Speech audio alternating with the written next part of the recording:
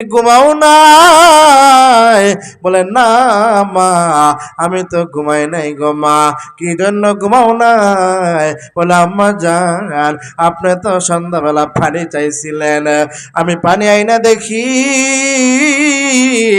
আপনি ঘুমিয়ে গেছেন। ও আম্মা জান, আমি আপনাকে আপনার সামনে দাঁড়াই রইলাম, কোন সময় জানে আপনার প্রাণের প্রয়োজন হয়। মা আবার ডাক দিয়া বলে, কলিজার টুকরা সন্তান আমার, তুমি তো আমার 7,000 ধন রে বাবা। আমি 10 মাস 10 দিন পেটে নিয়ে তোমাকে আমি কত কষ্ট করেছি। তুমি আমার মানিক, তুমি আমার সোনা, তুমি আমার কলেজার টুকরার সন্তান, তুমি কি মাকে ডাক দিবা না? ছোট্ট ভাই যে ডাক দিয়া বলে, আম্মা জান,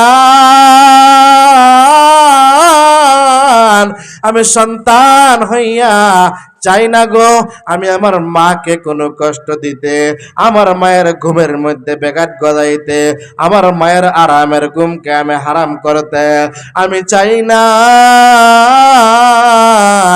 আমার দ্বারা আমার মা কোনো কষ্ট পাবে, আমার দ্বারা আমার মা একটু বিরক্ত হবে, আমার দ্বারা আমার মায়ের ঘুমটা হারাম হয়ে যাবে। বাইজিদ বুস্তামি রহমতুল্লাহি আলাইহির এই কথা শুনিয়া আম্মা জান মালিকের দরবারে 2টা হাত বাড়াই দিছেন। হে দয়ার মালিক আল্লাহ, আপনি আমার সন্তানকে জমানার বড় আলেম বানাই দিয়েন, আপনি আমার সন্তানকে জমানার বড় ওলি বানাই দিয়েন। ইতিহাস প্রমাণ করে বাইজিদ বুস্তামিকে আল্লাহ রব্বুল আলামিন বড় আলেম বানাইছেন। শুধু আলেম বানাই নাই, আল্লাহ রব্বুল আলামিন বাইজিদ বুস্তামি রহমতুল্লাহি আলাইহিকে বড় ওলি বানিয়েছেন, ওলি হিসাবে কবুল করেছেন। জোরে বলেন না সুবহানাল্লাহ। শুধু বাইজিদ বুস্তামি রহমতুল্লাহি আলাইহি ওলি হন নাই, বাইজিদ বুস্তামি রহমতুল্লাহি আলাইহিকে ওই সময় বলা হতো মুস্তাজাবুদ দাওয়া। মুস্তাজাবুদ দাওয়া অর্থাৎ যখন ওই বাইজিদ বুস্তামি রহমতুল্লাহি আলাইহি মালিকের দরবারে 2টা হাত বাড়াই দিতেন, তৎক্ষণাৎ মালিক বাইজিদ বুস্তামি রহমতুল্লাহি আলাইহির দোয়া কবুল করতেন। জোরে বলেন না আল্লাহু আকবার। বাইজিদ বুস্তামি রহমতুল্লাহি আলাইহি হজের মৌসুমে হজ করতে গিয়েছিলেন।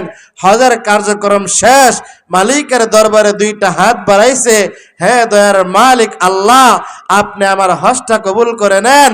আল্লাহ রাব্বুল আলামিন ইলহামের মাধ্যমে জানাই দিয়েছেন, হে বাইজিদ, এই হজের মৌসুমে আমি তোমার হজ সহ বাকি সবার হজ আমি আল্লাহ তাআলা কবুল করেছি, শুধুমাত্র কেবলমাত্র একজনের হজ আমি আল্লাহ তাআলা কবুল করি নাই।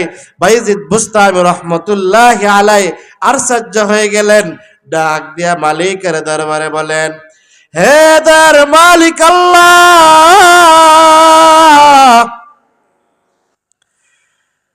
এই কাবার চত্বরে আসিয়া আপনাকে ডাকার মতো ডাকলে গো মালিক, আপনি যত বড় গুনাহগার হোক আপনি মাফ করে দেন। এমন কি পাপিষ্ট, এমন কি অপরাধ করেছে যে পাপিষ্টকে, যে অপরাধীকে আপনি ক্ষমা করেন নাই? আল্লাহ তাআলা বাইজিদ বুস্তামি রহমতুল্লাহি আলাইহি ইলহামের মাধ্যমে জানায় দেয়, ও বাইজিদ শোনো, পাহাড়ের চূড়ায় গিয়ে দেখবা একটা লোক, একটা হাত নাই, একটা পাও নাই, উত্তপ্ত প্রচন্ড গরম বালুর মধ্যে গইরাগড়ি করতেছে আর কান্নাকাটি করতেছে। তার নাম হলো হারুন।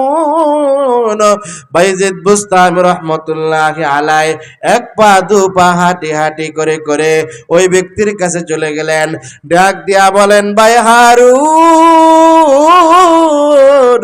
তুমি কেমন আছো? বলে, আমি তো আলহামদুলিল্লাহ ভালো আছি।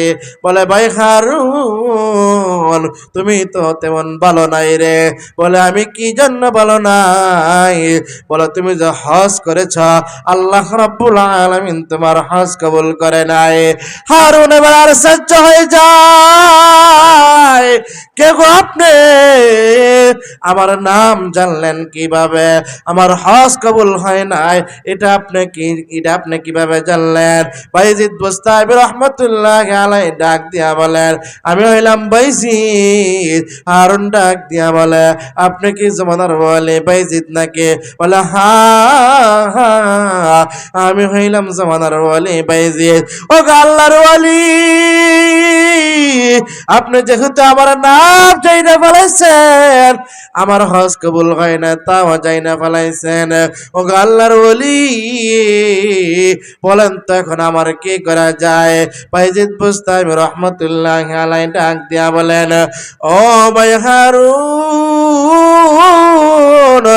একটা মানুষ কোটি কোটি কবিরা গুনাহ করলে, কাবার চত্বরে আসলে, আল্লাহ তাআলাকে ডাকার মতো ডাকলে আল্লাহ তাআলা মাফ করে দেয়। একটা মানুষ 1000 বার জিনা করলে, কাবার চত্বরে আসিয়া ডাকার মতো ডাকলে আল্লাহ তাআলা মাফ করে দেয়। একটা মানুষ 1000 অপরাধ করিয়া মালিকের দরবারে আসিয়া ডাকলে আল্লাহ তাআলা তাকে মাফ করে দেয়। ও ভাই হারুন, এমন কি অপরাধ করেছেন ও ভাই, যে অপরাধের কারণে আল্লাহ রাব্বুল আলামিন তোমার হজ কবুল করতেছে না?